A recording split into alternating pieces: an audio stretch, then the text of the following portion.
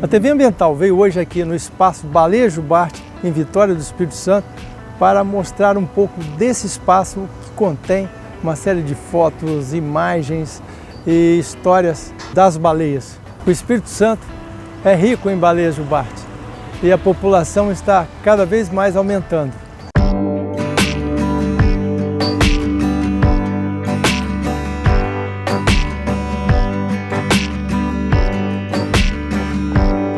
Como começou esse trabalho?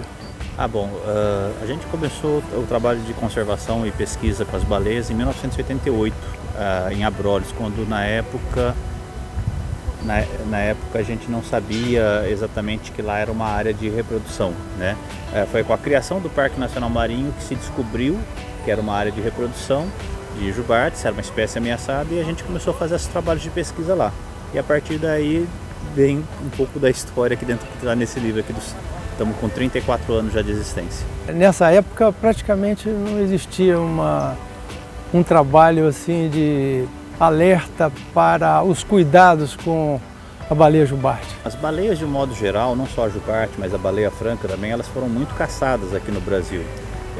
Chegaram quase à extinção. A jubarte, a gente estima que quando a caça foi interrompida nos anos 60, havia algo como 500 a 800 animais. Então, nem se falava mais na presença delas aqui no litoral.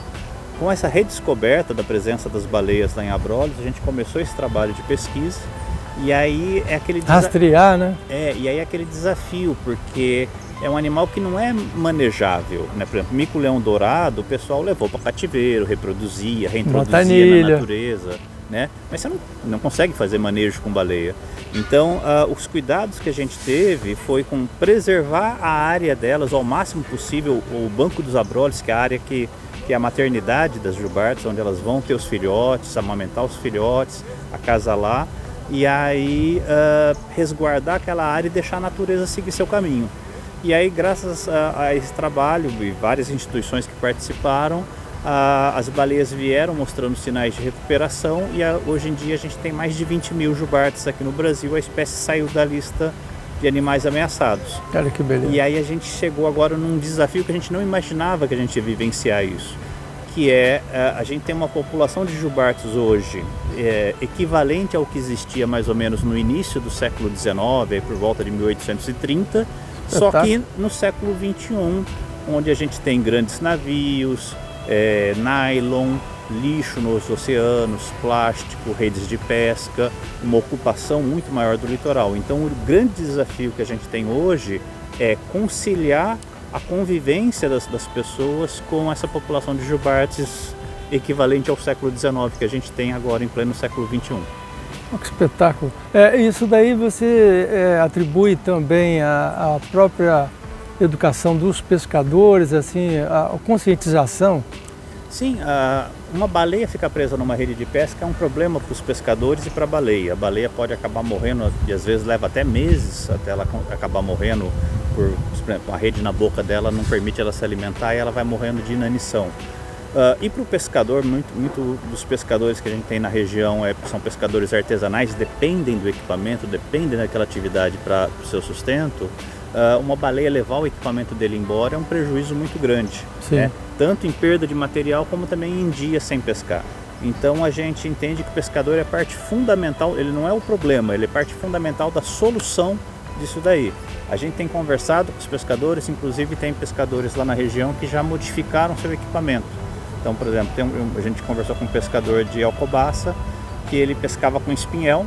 Ele usava uma linha de 1 polegada. A baleia batia na linha, levava aquele equipamento todo dele embora e se enroscava lá. Ele percebeu que se ele mudasse o diâmetro da corda para 0,7 polegadas, a hora que a baleia batia, rompia, o equipamento dele afundava, e aí ele vai lá com um negócio que ele chama de lacraia, que são um monte de ganchos que ele passa no fundo do mar. Sim. E ele consegue recuperar o equipamento. Não é a solução ideal para ele, mas já melhorou, tanto para ele como para a baleia. Então a gente pega essa experiência dos próprios pescadores, tenta replicar com outras comunidades e tenta achar soluções para tanto beneficiar o pescador, não deixar ele perder seu equipamento, como também proteger as baleias. Esse projeto já está na rota do turismo ecológico hoje no Brasil, né? Foi um sucesso aqui no Espírito Santo. Sim, Um dos grandes argumentos que a gente usou para a conservação da baleia jubarte aqui no Brasil e também nas reuniões da Comissão Internacional Baleeira era a importância dela como fonte de renda para as comunidades, né?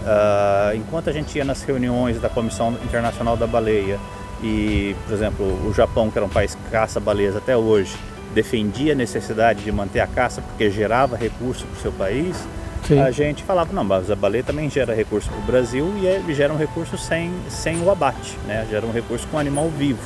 Então o turismo de observação de baleias começou acontecendo no sul da Bahia, junto com o Banco dos Abrolhos, né? Os turistas que iam para Abrolhos ver as baleias, se espalhou ao longo do litoral da Bahia até a Praia do Forte, e hoje em dia ele está crescendo bastante aqui no Espírito Santo e também no litoral de São Paulo, porque com o crescimento da população as baleias se espalharam mais e aí está mais fácil de encontrar elas hoje ao longo de todo o litoral brasileiro. Conforme as baleias foram crescendo e se espalhando pelo litoral, elas primeiro foram para o norte, e aí a gente expandiu e abriu nossa base lá em Praia do Forte, e depois elas passaram a ocupar mais aqui o sul e a área do Espírito Santo e consolidar a região da Grande Vitória como uma área de reprodução, uma área de uso. Aqui nós temos todo o repertório reprodutivo, a gente tem os grupos competitivos, as cópulas, o nascimento dos filhotes, enfim, o Espírito Santo também é muito responsável pelo crescimento da população de baleias. Hoje está sendo lançado o livro que conta a história do projeto Baleia Jubarte e pode ser encontrado aqui no Instituto Baleia Jubarte. Milton, fala um pouquinho sobre o livro. Então, o livro era uma ideia que a gente tinha há bastante tempo, que a gente conseguiu concretizar agora, né? A Márcia Engel, que é a fundadora do Instituto Baleia Jubarte, e junto comigo escrevemos o livro, contando um pouco desses 30 anos, falando um pouco das pessoas que passaram pela instituição, dos desafios que foram, e mostrando um pouquinho dessas histórias de como se faz conservação no Brasil. Então é um retrato desses primeiros 30 anos do projeto. A gente está agora já entrando em 34 anos, então assim, são muitas histórias, muitos desafios, desde a época em que a gente fotografava a baleia com filme fotográfico e a baleia começava a saltar, você tinha que trocar o filme, colocar outro, rebobinar.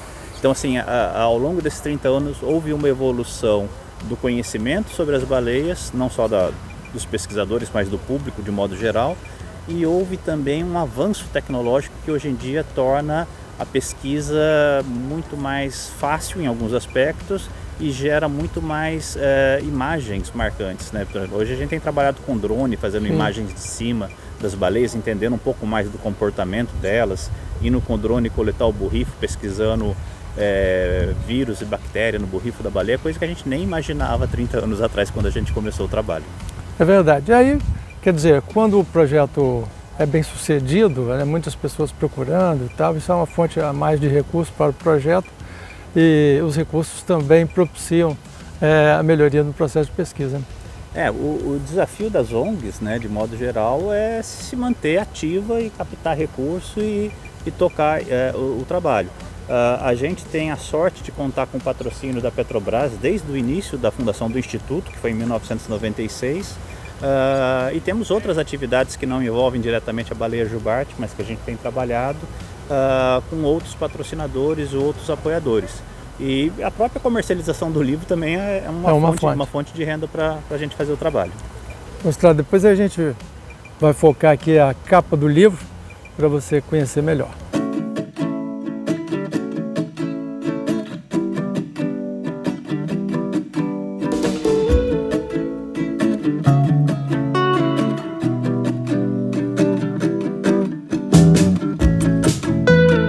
TV Ambiental, a TV que te reconecta.